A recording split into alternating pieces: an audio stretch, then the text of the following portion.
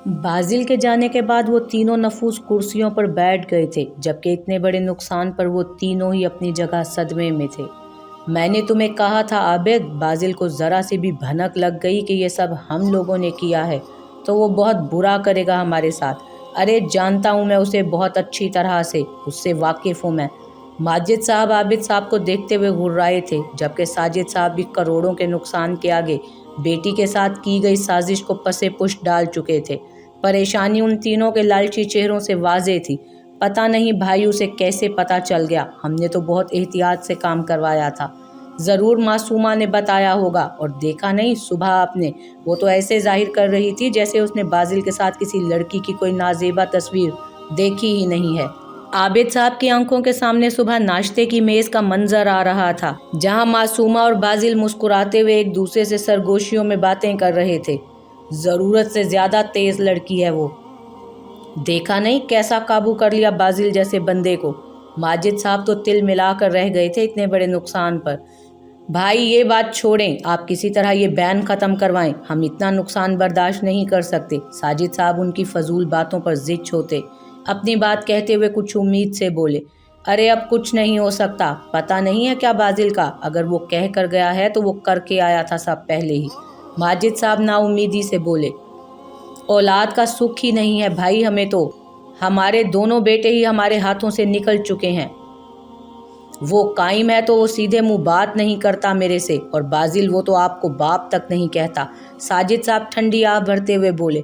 अरे वो मनहूस औरतें खुद तो मर गईं, मगर अपने बेटों के दिलों में अपनी मोहब्बत और तड़प डाल गई हैं। बाप को बाप तो समझते ही नहीं दोनों। माजिद साहब के लहजे में हकारत वाज़ेह थी।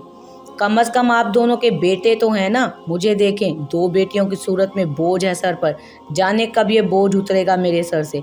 आबिद साहब दोनों भाइयों को देखते हुए अपना दुख बयान कर रहे थे। इसीलिए इस तेज़ लड़की से शादी के खिलाफ था मैं बाजिल की, इतनी बड़ी बात थी वो तस्वीर और मैसेज वाली। हमें लगा था वो लड़ेगी झगड़ेगी, जाहिर है बाजिल अपने सामने किसी की कहाँ सुनता है, और बहुत बड़ी लड़ाई होगी दोनों की, मगर देखो तो ज़रा कुछ नहीं हो सका जैसा हमने सोचा था, और नासिर को भी पता नहीं कहाँ गायब करवा दिया है उसने। माजिद साहब मेज़ पर हाथ मारते हुए गुर्राए थे। मुझे तो अब्बा जान की समझ नहीं आ रही कि पोतों की मोहब्बत में इतने आगे निकल चुके हैं कि अपने उसूल भी भूल गए। साजिद साहब को बाप की खामोशी बिल्कुल नहीं भा रही थी। सही कह रहे हो तुम, अब्बा जान तो अब सठिया गए हैं। उनको बस अपने दोनों पोतों से मतलब है कि उनके बाद उनके पोते उनका नाम और मनसब संभालेंगे। हमें तो वो इस काबिल ही नहीं समझते। माजिद साहब सर झटक कर बोले और उठकर खड़े हुए। आबिद और साजिद साहब ने भी उनकी पैरवी की। यकीनन अब उन तीनों का यहाँ बैठना बेकार था, इसीलिए अपने अपने रास्ते चल पड़े। आज वो यूनिवर्सिटी से आई तो उसे मालूम हुआ कि हानिया के रिश्ते वाले आए हैं, तो दादी जान के बुलावे पर सरसरी सा सलाम करने गई थी, मगर उनकी बातें सुनकर उसका मिजाज ही बिगड़ गया था।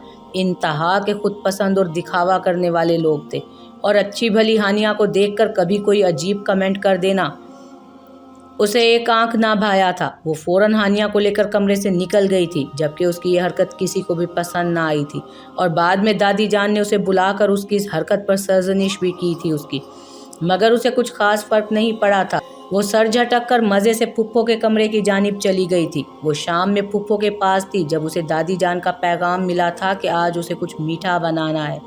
इसीलिए जब वो किचन में दाखिल हुई तो वहाँ पहले ही ताई जान और चची जान खाना बनाने में मसरूफ़ थी। उसका दिल किया कि वो आज बाजिल के लिए कुछ बनाए। उसे ताई माँ ने ही बताया था कि बाजिल को वैसे ही मीठा बहुत पसंद है, इसलिए कुछ भी बना लो। तभी उसने फ्रूट टाइफल बनाने का सोचा, मगर वो इस कश्मकश में थी कि पता नहीं बाजिल आएगा भी घर या उसकी मेहनत ज़ाया हो जाएगी। इसीलिए उसने मैसेज करके पूछा था, मगर बाजिल साहब ने रिप्लाई करना गवारा ही नहीं किया। अरे वाह, आज तो मासूमा मैडम सही शिराजी हाउस की बहू लग रही हैं। हानिया किचन में दाखिल हुई तो मासूमा को दिलो जान से काम करता देखकर चहक कर बोली। उसकी बात पर मासूमा समेत ताई और चची ने भी मुस्कुराकर मासूमा को देखा। हाँ, आज कोई रस्म थी दादी जान की मीठा बनाने की, वही हो रही है हानिया साहिबा। मासूमा ने अबरूज खाकर मुस्कुरा के जवाब दिया। अरे हमें बनाओ मत तुम मासूमा, इतनी मोहब्बत से रस्म नहीं होती, ये बाजिल भाई को खुश करने की तगोदो हो रही है ना। हानिया शरारत से आंख मारती हुई मासूमा के करीब आकर बोली तो मासूमा ने उसे घूरा, जबकि ताई और चची ने बमुश्किल अपनी हंसी रोकी। हानिया, तंग मत करो मासूमा को और मेरे साथ चलो, काम है मुझे तुमसे। चची हानिया को डपटती हुई वहाँ से ले गईं, जबकि अब किचन में शीरीं साहिबा और मासूमा रह गई थी। ताई अम्मा, आपसे एक बात पूछूं? मासूमा ने चूल्हे के आगे खड़ी शीरीं साहिबा को देखते हुए कहा। हाँ बेटा, ज़रूर पूछो। शीरीं साहिबा ने मुस्कुराकर उसे इजाज़त दी। बाजिल ने कभी आपको माँ नहीं कहा, आपको बुरा तो लगा होगा। उसे अच्छा तो नहीं लगा था ये बात पूछना, मगर पूछे बगैर रह ना सकी। इस सवाल पर शीरीं साहिबा ने उसकी तरफ देखा। बेटा, कुछ भी कहने से क्या होता है, वो मेरी इतनी इज्जत करता है, एहतराम करता है, इतना मेरे लिए बहुत है। शीरीं साहिबा के लहजे में बाजिल के लिए बेहद शफकत और मोहब्बत थी। मासूमा उनका मुस्कुराता चेहरा देखती रह गई। कोई अपने सौतेले बेटे का जिक्र इतनी मोहब्बत से कैसे कर सकता है? एक और बात पूछूं ताई माँ? उसने रुख उनकी सिमत करते हुए फिर से इजाज़त मांगी, जबकि शीरीं साहिबा ने सवालिया अंदाज में अबरू उचकाए। दादा जान और दादी जान ने हमेशा आपको बेऔलादी का ताना दिया, मगर कभी ताया जान के मुंह से ऐसी कोई बात नहीं सुनी। ऐसा क्यों है?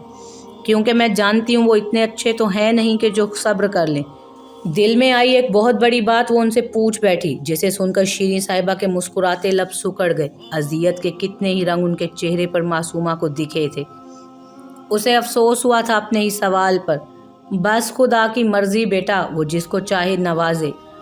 तुम्हारे ताया जान भी यही सोच रखते हैं। वो फौरन संभली थी और निगाहें चुरा कर बोली, ताई माँ, अगर आप बताना नहीं चाहती तो बेशक मत बताएं, मगर ताया जान ऐसी बात कहते हैं ये मैं बिल्कुल नहीं मानती।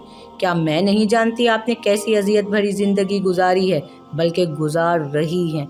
इतने ही खुदा से डरने वाले होते ताया जी तो आज आप इस हाल में ना होती, और बाजिल की अम्मी के साथ इतने जुल्म ना करते वो। प्लीज़ आप मेरे सामने तो उनकी साइड ना लें।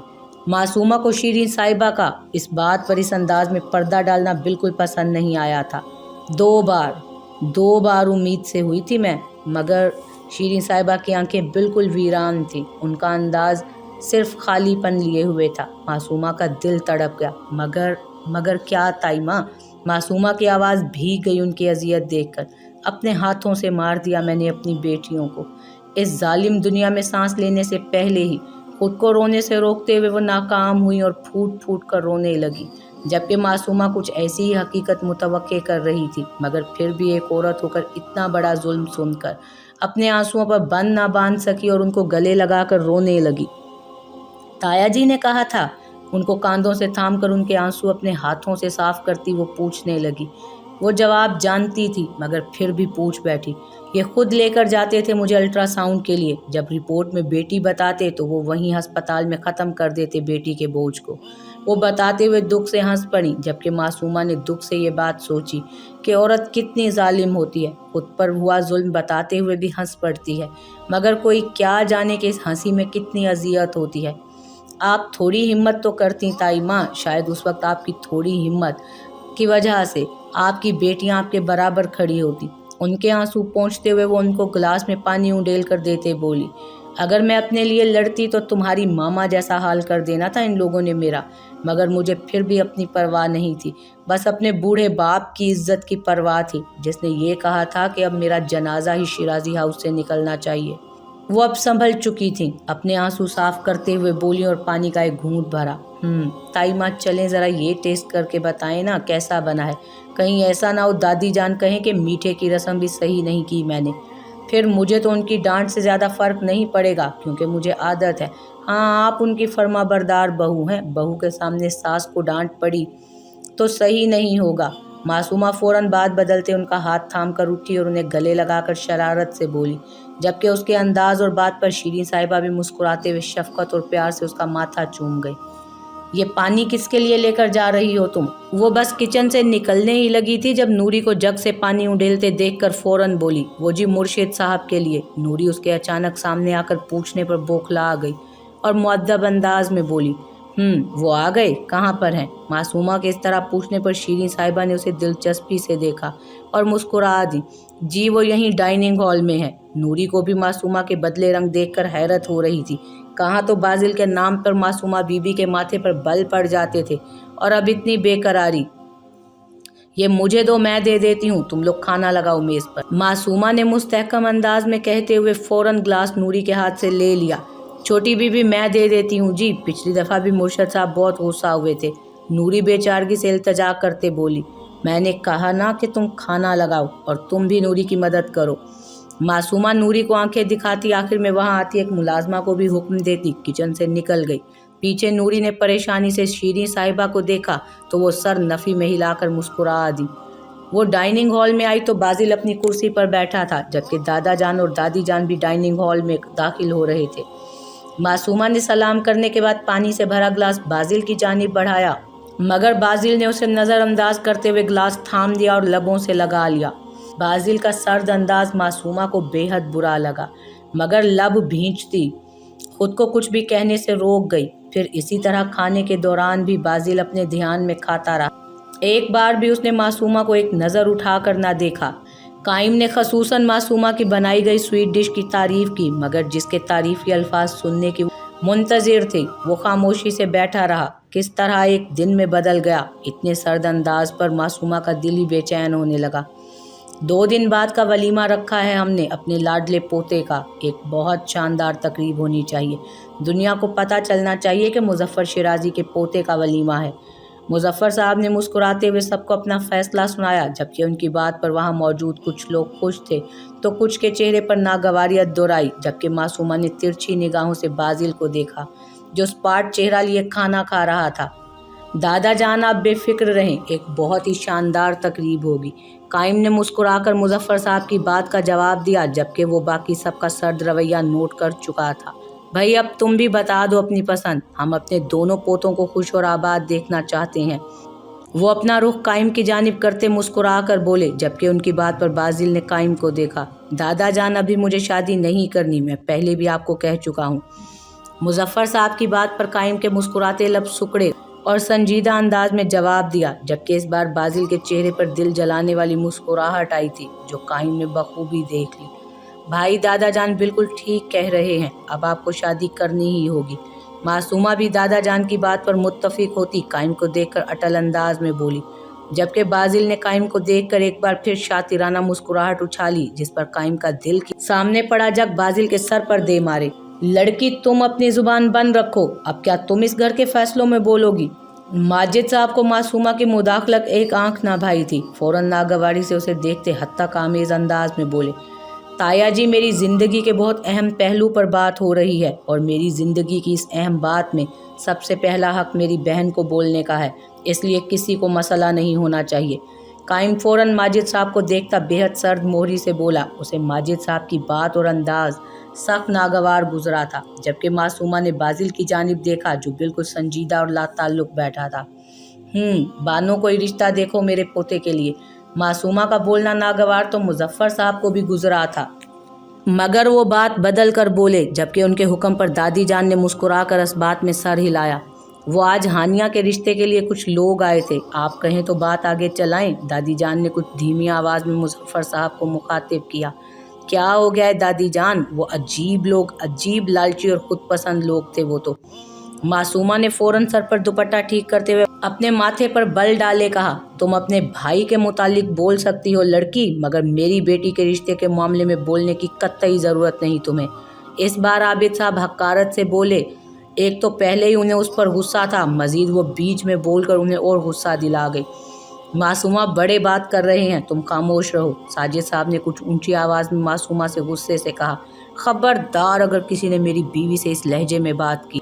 بازل کی بھاری آواز ڈائننگ ہال میں گونجی۔ معصومہ اس گھر کا فرد ہے، اس گھر کے ہر معاملے میں اسے اپنی رائے دینے کا پورا حق ہے، کسی کو تکلیف نہیں ہونی چاہیے۔ تم بولو کیا کہہ رہی تھی تم؟ بازل ایک سر نگاہ سب پر ڈالتا آخری بات نرمی سے معصومہ کی سمت دیکھ کر بولا جبکہ اس کے اس طرح بولنے پر معصومہ نے چونک کر اسے دیکھا۔ وہ عورتیں بلا وجہ نقص نکال رہی تھیں کہ ہانیہ کی ہائٹ چھوٹی ہے اور اسی طرح کی اور باتیں بھی۔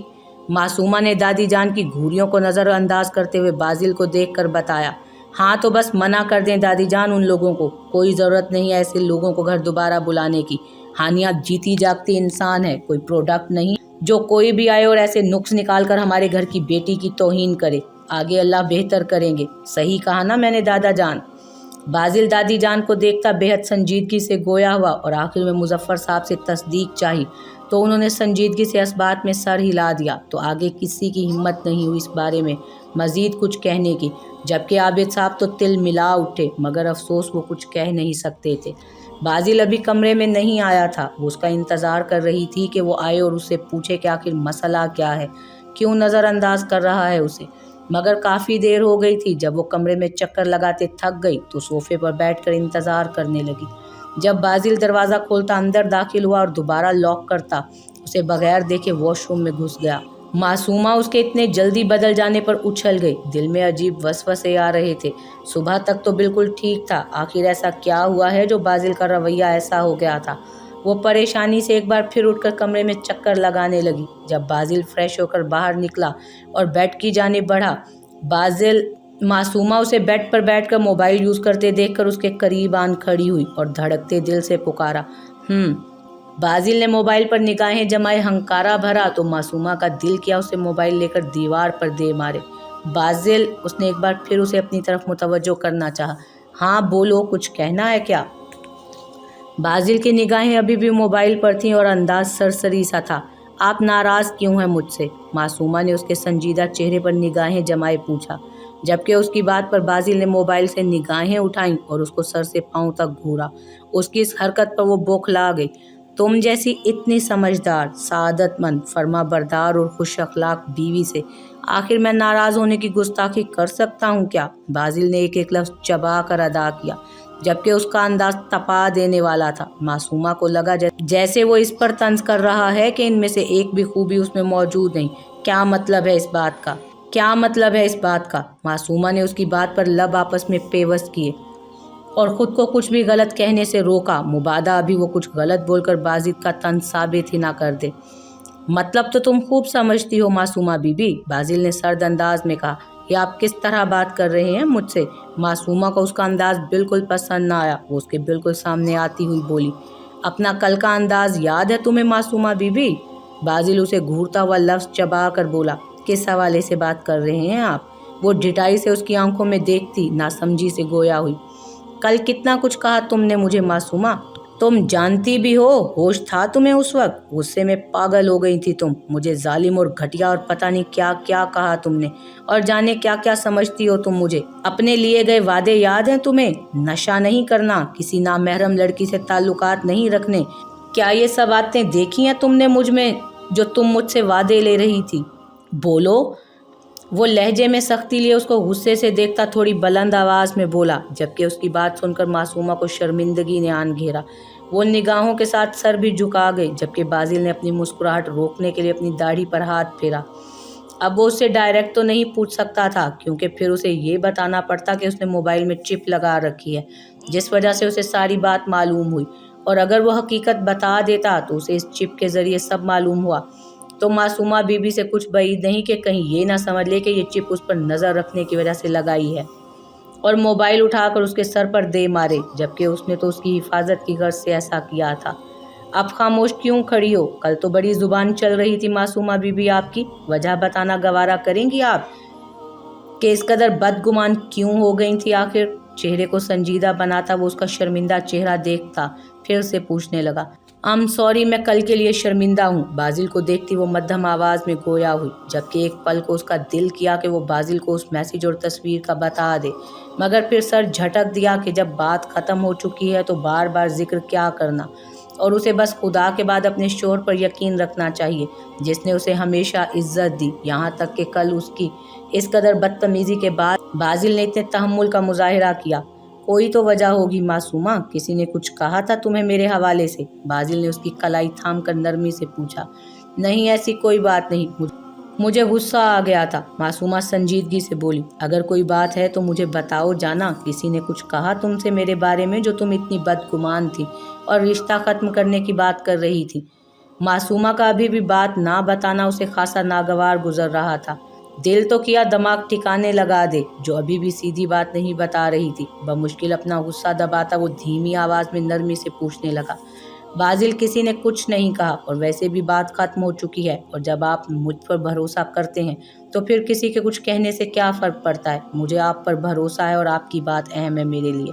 वो हल्का सा मुस्कुरा कर बोली, जबकि बाजिल ने एक लंबा सांस खारिज किया।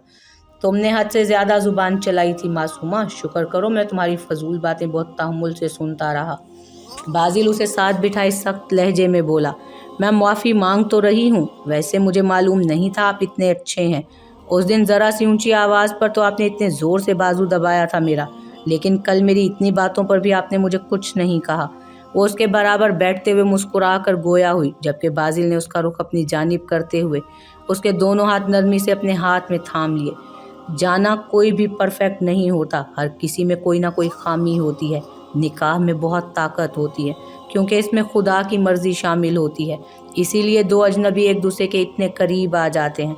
हाँ, आपको अपने हम सफ़र के लिए अच्छी उम्मीद रखनी चाहिए, लेकिन इतनी भी ज़्यादा नहीं कि अगला बंदा उम्मीद पर पूरा ना उतरा तो आपको तकलीफ़ उठानी पड़े।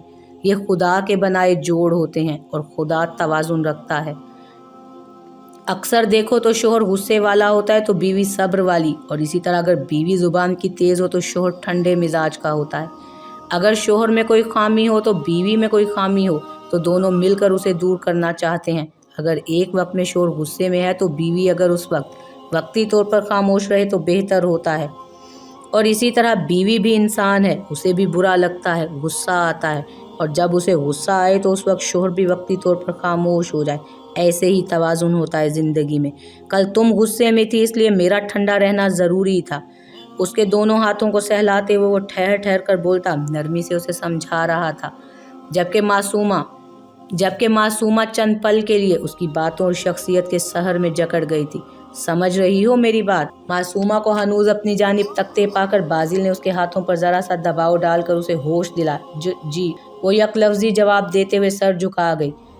समझा तो दिया, अब आती है सज़ा की बारी। वो हनूज संजीदगी से गोया हुआ कि मासूमा ने चौंक कर उसे देखा। मैंने माफ़ी मांग ली है, फिर सज़ा क्यों? वो बेचारा सा मुँह बनाकर बोली कि बाजिल ने मुस्कुराकर उसे खुद से लगा लिया और फिर जुदा भी कर दिया। याद करो जाना, मैंने कहा था कि मैं गलती माफ़ नहीं करता, और तुमने बेहद ज़ुबान दराजी की है मेरे साथ, इसलिए सज़ा तो तुम्हें ज़रूर मिलेगी। वो उसका चेहरा अपने हाथों में लेता हुआ बोला और कई पल के लिए मबहूत सा उसके शफाफ चेहरे को देखता रहा, जबकि मासूमा का रंग सुर्ख पड़ा था। बेसाख्ता वो रुख मोड़ गई।